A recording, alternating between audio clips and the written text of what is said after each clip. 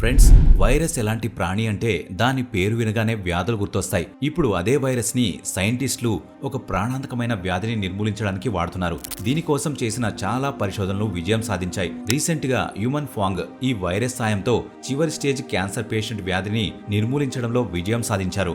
ఏ stage లో ఇంకా cancer నయం చేయలేమని అనుకుంటామో ఆ స్టేజ్ లో ఉన్న క్యాన్సర్ పేషెంట్లను కూడా మనం కాపాడగలిగాం. డాక్టర్ ప్రకారం ఇది బ్రెస్ట్, లంగ్, ఓవేరియన్ లాంటి 8 క్యాన్సర్లను నయం చేస్తుంది. ఫ్రెండ్స్, మనం టెక్నాలజీతో క్యాన్సర్ ని పూర్తిగా నయం చేయగలిగే స్టేజ్ కి ఎదుగుతాం. 1950లో క్యాన్సర్ ని నయం చేయడానికి చేసిన ప్రయత్నంలో చాలా మంది పేషెంట్లు చనిపోయారు. ఈ క్యాన్సర్ ని నయం చేయడానికి 1904 నుంచి ప్రయత్నాలు మొదలుపెట్టారు. అప్పుడు ఒక బ్లడ్ క్యాన్సర్ పేషెంట్ కి ఇన్ఫ్లుయెన్జా వైరస్ సోకింది. అప్పుడు ఒక అమెరికన్ డాక్టర్ జార్జ్ డాక్ ఒక విచిత్ర విషయాన్ని గమనించారు. ఈ వైరల్ ఇన్ఫెక్షన్ల వల్ల పేషెంట్ క్యాన్సర్ నయమైంది. ఆ ఇన్ఫెక్షన్ ద్వారా పేషెంట్ కిడ్నీలు, లివర్ మళ్లీ బాగోవడం మొదలైంది.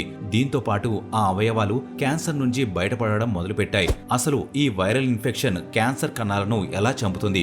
ఈ ప్రాసెస్ ని తెలుసుకోవడానికి జార్జ్ గారు చాలా పరిశోధనలు చేశారు. కానీ మెరుగైన టెక్నాలజీ లేనందువలన ఇతను ముందుకెళ్లలేకపోయారు. చివరికి అలసిపోయిన ఇతను ఈ పేషెంట్ పై పూర్తి చేసిన పరిశోధనలను ఒక పేపర్ రూపంలో పబ్లిష్ చేశారు. ఒకవేళ భవిష్యత్తులో దీని గురించి స్టడీ చేస్తే అప్పుడు ఇది ఉపయోగపడే విధంగా పబ్లిష్ చేశారు. కొన్ని సంవత్సరాల తర్వాత దీనిపైన పరిశోధన జరిగింది. దీని గురించి క్యాన్సర్ ఫేమస్ ఆంకాలజిస్ట్ లేదా famous cancer treatment specialist Chester Southam దృష్టిలో పడింది. అప్పుడు ఆయన దీనిపై పరిశోధన చేయాలనుకున్నారు. ఆయనకి దీనికి కారణం వైరస్ అని తెలుసు.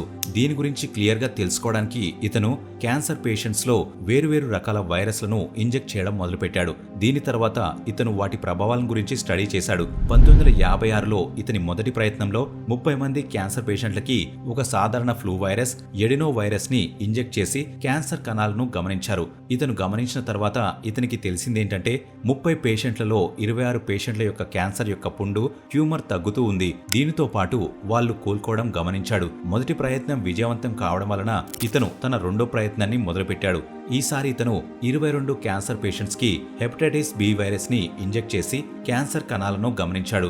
మొదట్లో ఈ పరిశోధన యొక్క రిజల్ట్స్ కూడా పాజిటివ్ గానే వచ్చాయి. కానీ 22 పేషెంట్లలో 14 మంది పేషెంట్లకు హెపటైటిస్ బి యొక్క లక్షణాలు కనబడ్డాయి. వాళ్ళ చర్మం పసుపుగా మారడం మొదలైంది. వాళ్ళకి జ్వరం రావడం మొదలైంది. కడుపు నొప్పి పెరుగుతూ పోయింది. దీనిలో ఒక పేషెంట్ అనుకోకుండా చనిపోయారు కూడా. కానీ ఫ్రెండ్స్, ఈ కథ ఇంతటితోనే ముగియలేదు. మిగిలిన 21 పేషెంట్లు హెపటైటిస్ బి నుంచి కోలుకున్న తర్వాత వారి యొక్క క్యాన్సర్ ట్యూమర్ రెండోసారి వేగంగా పెరగడం మొదలైంది. 2 నెలల తర్వాత వీరిలో కొంతమంది పేషెంట్లు చనిపోయారు. ఈ స్టడీస్ వలన పొంచి ఉన్న ప్రమాదాన్ని గుర్తించి ఈ పరిశోధనలను బ్యాన్ చేశారు. అక్కడితోనే ఈ రీసెర్చ్ పూర్తి కాకుండానే మిగిలిపోయింది. కానీ 1990లో మెడికల్ ఫీల్డ్ యొక్క ఒక కొత్త బ్రాంచ్ మొదలైంది. అదే జెనెటిక్ ఇంజనీరింగ్. ఇది వైద్య ప్రపంచాన్ని పూర్తిగా మార్చేసింది.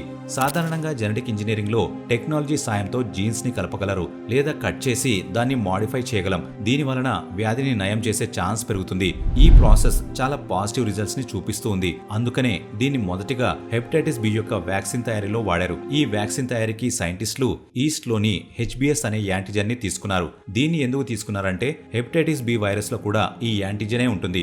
అందుకనే సైంటిస్టులు ఈ యాంటిజెన్ ని ఉపయోగించి శరీరంలో ఉన్న హెపటైటిస్ బి ని గుర్తించి దాన్ని నయం చేసే ప్రయత్నం చేశారు. ఫ్రెండ్స్, ఎప్పుడైనా ఒక యాంటిజెన్ లాంటి ఒక ఫారిన్ పార్టికల్ శరీరంలోకి వెళ్ళినప్పుడు దాన్ని చంపడానికి మన మానవ శరీరం కొన్ని యాంటీబాడీస్ ని సృష్టిస్తుంది. ఇవి కేవలం దాన్ని చంపడానికి పనిచేస్తాయి. దీని ద్వారా హెచ్బిఎస్ యాంటిజెన్ ని చంపడానికి ఏ యాంటీబాడీస్ అయితే పుట్టాయో అవి వేరే యాంటిజెన్స్ పైన దాడి చేయవు. అందుకనే సైంటిస్టులు వ్యాక్సిన్ ని తయారు చేసే పనిలో ఈ యాంటిజెన్ ని ముందుగానే శరీరంలోకి ఇంజెక్ట్ చేశారు. దీని తర్వాత ఆ శరీరం ఈ హెచ్బిఎస్ యాంటిజెన్ ను చంపడానికి ఏ యాంటీబాడీస్ అయితే సృష్టించిందో అప్పుడు అది యాంటిజెన్ తో పాటు పూర్తి వైరస్ ని చంపేస్తుంది. ఈ వ్యాక్సిన్ సాయంతో డాక్టర్స్ హెపటైటిస్ బి ని అదుపులోకి తెచ్చారు. ఈ విజయవంతమైన రిజల్ట్ ని చూసిన తర్వాత 1996లో క్యాన్సర్ సర్జన్ ఫ్రాంక్ మెకార్మిక్ మరియు అతని టీంకి ఇదే విధంగా వైరస్ జీన్స్లలో కూడా మార్పులు చేసి వైరస్ తో క్యాన్సర్ ని నయం చేసే టెక్నిక్ ని చేసి మనుషులను కాపాడగలమని అనిపించింది. దీనికోసం వారు 1956లో లాగానే ఎడినో వైరస్ ని తీసుకున్నారు. కానీ ఈసారి జెనెటిక్ ఇంజనీరింగ్ సాయంతో ఈ వైరస్ జీన్స్ లో కొన్ని మార్పులు చేసి ఒక కొత్త వైరస్ ని సృష్టించారు. దాని పేరు ONX015. వాళ్ళు చేసిన ఈ మార్పు క్యాన్సర్ ట్రీట్మెంట్ లో ఎలా ఉపయోగపడుతుంది? మన శరీరంలో కణాలపైన ప్రోటీన్ P53 ఉంటాయి. అవి ట్యూమర్ నయం చేయడానికి పని పనిచేస్తాయి. అవి కణాల విభాగం చేసి సరైన సమయంలో వాటిని చంపేయడానికి సిగ్నల్ పంపిస్తాయి. కానీ క్యాన్సర్ కణాలలో ఈ ప్రోటీన్ డీయాక్టివేట్ అవుతుంది. ఇలా జరగడం వలన క్యాన్సర్ కణాలు చనిపోవడం కాక ఇంకా పెరుగుతూ ఉంటాయి. ఆనెక్స్ 015 లక్ష్యం ఈ క్యాన్సర్ కణాలను చంపడమే. ఇవి డీయాక్టివేట్ అయి ఉన్న కణాలను టార్గెట్ చేసి వాటిని చంపడమే వీటి పని. వీళ్ళు చేసిన మోడిఫికేషన్ తర్వాత తమ ల్యాబ్ లో పరిశోధనలు మొదలుపెట్టారు. దీనికోసం వాళ్ళు ముందుగా సాధారణ కణాలను తీసుకుని దానిని రేడియేషన్ కి ఎక్స్పోజ్ చేసి తర్వాత ట్యూమర్ కణాలపైన పరిశోధన చేశారు. తర్వాత వాళ్ళు ఈ వైరస్ ని ఇంజెక్ట్ చేసి కొన్ని రోజుల వరకు గమనించారు. కొన్ని రోజుల తర్వాత ఇది సాధారణ కణాలను వదిలేసి క్యాన్సర్ కణాలను మాత్రమే టార్గెట్ చేసి వాటిని చంపేస్తుందని వీళ్ళు గుర్తించారు. ఇలా మరికొన్ని రోజులు గమనించిన తర్వాత వారికి ఒక సమస్య ఎదురైంది. అదేంటంటే ఆనిక్స్ 015 త్వరగా తన సంఖ్యను పెంచుకోవడం లేదని వాళ్ళు గుర్తించారు. దీంతో పాటు ఇందులో ఏ మోడిఫికేషన్ అయితే చేశారో అవి తమ తర్వాతి తరంలో ఉండడం లేదని గమనించారు. నిజానికి ఏ ఒక్క ఆర్గానిజం కైనా ప్యాకేజింగ్ కెపాసిటీ అంటే కొత్త జీన్స్ ని యాక్సెప్ట్ చేసే కెపాసిటీకి ఒక హద్దు ఉంటుంది. దానికి మించి అది కొత్త జీన్స్ ని యాక్సెస్ చేయదు. అది తమ తర్వాత తరంలో కూడా పంపించదు. సరిగ్గా ఆనెక్స్ 015లో ఇదే సమస్య వచ్చింది. ఈ కారణం చేత ఈ వైరస్ క్యాన్సర్ యొక్క కణాలతో పాటు ఆరోగ్యంగా ఉన్న మంచి కణాలను కూడా చంపేస్తుంది. కానీ వీళ్ళు ఈ సమస్యను పరిష్కరించడానికి ఒక పద్ధతిని ముందుకు తెచ్చారు. వాళ్ళు ఒక వైరస్ ని మాడిఫై చేయాలని అనుకున్నారు. ఆశ్చర్యంగా ఇది మన శరీరంలో చిన్నప్పటి నుంచే ఉంది. ఆనెక్స్ 015 ఏ సమస్యలైతే వస్తున్నాయో వాటిని నిర్మూలించడానికి సైంటిస్టులు మన శరీరంలో ఉన్న ఇంకొక వైరస్ ని తీసుకోవాలని అనుకున్నారు. దానికి ఏ సైడ్ ఎఫెక్ట్స్ కూడా లేకుండా ఉండాలని వాళ్ళు భావించారు. అప్పుడు వాళ్ళకి కనుమరుగైపోయిన ఒక వైరల్ వ్యాధి గుర్తొచ్చింది. అదే స్మాల్ పాక్స్. ఇది వ్యాక్సినియా వైరస్ ద్వారా వస్తుంది. ఇప్పుడు ఇక్కడ స్మాల్ పాక్స్ ని ఎందుకు తీసుకున్నారంటే మనం ఆల్రెడీ దీనికి వ్యాక్సిన్ కనుక్కున్నాం కనుక ఏ సమస్య వచ్చినా వ్యాక్సిన్ వాడగలం. ఈ కారణం చేత ఇది మన శరీరంలో ఇంజెక్ట్ చేసిన ఏ ఇన్ఫెక్షన్ కూడా రాదు. అందుకనే ఈ రెండవ పరిశోధనకు సారథ్యం వహిస్తున్న ప్రొఫెసర్ యుమన్ ఫంగ్ వ్యాక్సినియాని తీసుకుని ఆనెక్స్ 015 లాగా జెనెటిక్ మోడిఫికేషన్ చేశారు. వాళ్ళు ఈ వైరస్ ని గమనించినప్పుడు ఏం గుర్తించారంటే ఇది మిగిలిన వైరస్లతో పోల్చుకుంటే ఇది రీజనరేట్ అవ్వడం చాలా సులభం. దీని ద్వారా మనం క్యాన్సర్ ని అరికట్టడం చాలా సులభంగా మారుతుంది. ఎందుకంటే సాధారణంగా వైరస్ మన శరీరంలోకి వెళ్ళినప్పుడు అది కణాలలో దాక్కోవడానికి ప్రయత్నిస్తుంది. దీని వలన మన రోగనిరోధక శక్తి దాన్ని గుర్తించదు. ఈ వైరస్ కణంలోకి వెళ్లి యాక్టివేట్ అవుతుంది. అవి వేగంగా తమ సంఖ్యను పెంచుకుంటాయి. ఒక సమయం తర్వాత వీటి సంఖ్య ఎంత పెరుగుతుందంటే అవి కణమంతటా నిండిపోయాయి. కణం బద్దలయ్యేలా చేస్తుంది. దీన్ని సైంటిస్టులు వైరల్ లోడ్ అంటారు. ఇప్పుడు ఈ కణాలు బద్దలైన తర్వాత ఈ వైరస్ అక్కడి నుంచి బయటకెళ్లి మిగిలిన కణాలతో చేరి మళ్లీ ఇదే విధానాన్ని ఆచరించి వాటి సంఖ్యను ఇంకా పంచుకుంటాయి. ఈ ప్రాసెస్ లో మన కణాలు చచ్చిపోతూ ఉంటాయి. ఇంకా వైరస్ పెరిగిపోతూ ఉంటుంది. ఈ పెరుగుతున్న వైరస్ ని చూసి మన రోగనిరోధక శక్తి వీటిని చంపడానికి యాంటీబాడీస్ ని సృష్టిస్తుంది. ఈ యాంటీబాడీస్ వైరస్ పైన దాడి చేసి వాటిని చంపడానికి ప్రయత్నిస్తుంది. ఈ ప్రాసెస్ లో మన శరీరంలో వేడి చాలా పెరిగిపోతుంది. ఇలా జరగకుండా ఉండడం కోసం ఈ వైరస్ ని మన రోగనిరోధక శక్తి గుర్తించిన విధంగా మాడిఫై చేశారు. దీంతో పాటు ఈ వైరస్ ఒక ప్రోటీన్ ని సృష్టిస్తుంది. అది కేవలం క్యాన్సర్ కణాలపైనే దాడి చేస్తుంది. దీని ప్రాసెస్ ఎలా ఉంటుందంటే ఎప్పుడైతే మన శరీరంలో ఈ వైరస్ ని ఇంజెక్ట్ చేస్తారో అప్పుడది మొదటగా మ్యాక్స్ ప్రోటీన్ ని విడుదల చేస్తుంది.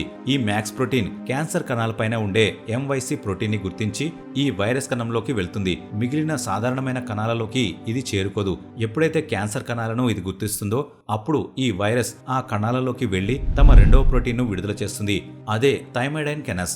ఇది కణాలలో ఉన్న నాన్ టాక్సిన్స్ ని సైటోటాక్సిన్స్ గా మారుస్తుంది. ఈ సైటోటాక్సిన్స్ సాధారణంగా పాము యొక్క విషంలో ఉంటాయి. ఇది కణమంతటా వ్యాపించి అవి బద్దలవడానికి సహాయపడతాయి. ఎప్పుడైతే ప్రాసెస్ మొదలవుతుందో అప్పుడు ఈ వైరస్ తన చివరి ప్రోటీన్ ని విడుదల చేస్తుంది. అదే థ్రంబోస్పాండిన్. ఈ ప్రోటీన్ ఏం చేస్తుందంటే క్యాన్సర్ కణాలకి శక్తిని అందించే రక్తనాళాలను డ్యామేజ్ చేస్తుంది.